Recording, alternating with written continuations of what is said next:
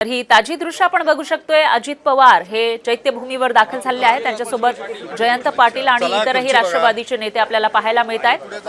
आज 6 डिसेंबर महापरिनिर्वाण दिन आणि या निमित्त चैत्यभूमीवर भीमसागर लोटल्याचं पाहायला मिळतंय आणि अशातच राजकीय नेते मंडळी सुद्धा अभिवादन करण्यासाठी या ठिकाणी दाखल होत आहेत आणि माजी उपमुख्यमंत्री तसंच आताचे विरोधी पक्षनेते अजित पवार सुद्धा या ठिकाणी दाखल झाल्याचं दिसतंय आणि त्याचीच ही ताजी दृश्य आपण बघू शकताय साम टीव्हीच्या माध्यमातून। सकाळी सकाळी अजित पवार यांनी या ठिकाणी हजेरी लावलेली आहे। तर मुख्यमंत्री सुद्धा इथे येणार आहेत, त्याचबरोबर उपमुख्यमंत्री सुद्धा या ठिकाणी येणार आहेत आणि इतरही राजकीय नेते मंडळी कॅमेरामन पडल्याचं सुद्धा पाहायला मिळालं होतं। ही दृश्य आपण बघू शकतो। डॉक्टर बाबासाहेब आंबेडकरांचा महापरिनिर्वाण दिन आज आहे आणि त्या पार्श्वभूमीवर चैत्यभूमीवर मोठ्या संख्येनं लोक आल्याचं पाहायला मिळतंय। फक्त राज्यातूनच नाही तर देशभरातून या ठिकाणी भीमसैनिकांनी गर्दी केलेली आहे। दरम्यान अजित पवार सुद्धा इथं सकाळी सकाळी दाखल झाल्याचं दिसून येत आहे आणि अभिवादन करण्यासाठी इतरही नेते मंडळी या ठिकाणी येत आहेत। त्या पार्श्वभूमीवर मोठा बंदोबस्त इथं पाहायला मिळतो, त्याचबरोबर सुरक्षा सुद्धा तैनात करण्यात आली आहे। तर जो भीमसागर इथं लोटलेला आहे त्यांच्यासाठी सोयी सुविधा सुद्धा इथं पालिकेकडून निर्माण करण्यात आल्या। दरम्यान चैत्यभूमीवरची ही ताजी दृश्य आपण बघू शकताय। महामानवाला महावंदना करण्यासाठी अजित पवार इथं दाखल झाले आहेत। तर महापालिकेकडून चोख व्यवस्था इथं करण्यात आली आहे। सर्व सोयी सुविधा लोकांसाठी करून देण्यात आलेल्या आहेत।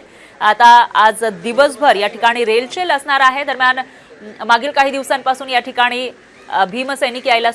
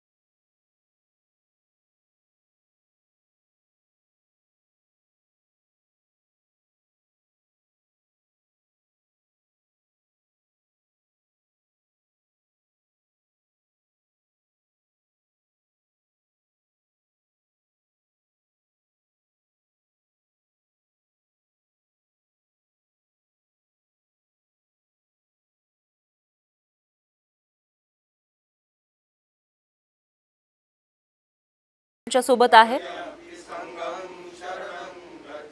तर 6 डिसेंबर 1956 रोजी दिल्ली इथं महापरिनिर्वाण झालं होतं।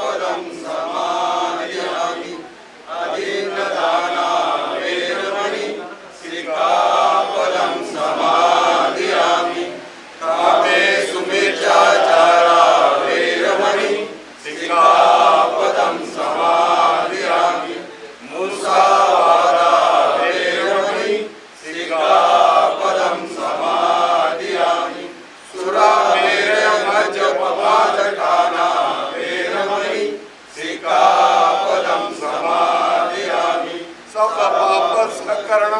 संपदा सौपसंपदा सचित पर्योदपनम एतन बुद्धान शासनम साध साध साध।